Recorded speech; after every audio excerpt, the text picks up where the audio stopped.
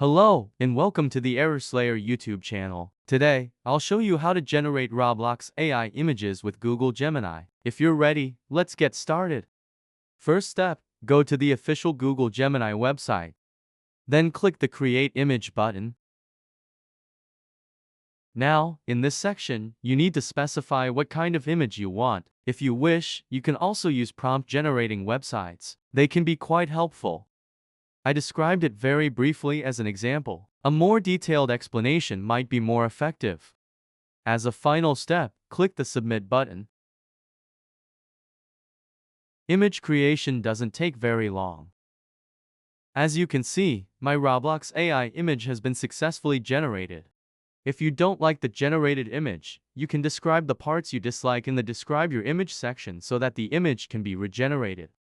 If you like the image, you can download it by hovering your mouse cursor over it and clicking the download button that appears in the upper right corner. I hope this how to generate Roblox AI images with Google Gemini tutorial video was helpful. If you have any questions, you can leave a comment. You can also subscribe to the Error Slayer YouTube channel and like the video. Have a good day.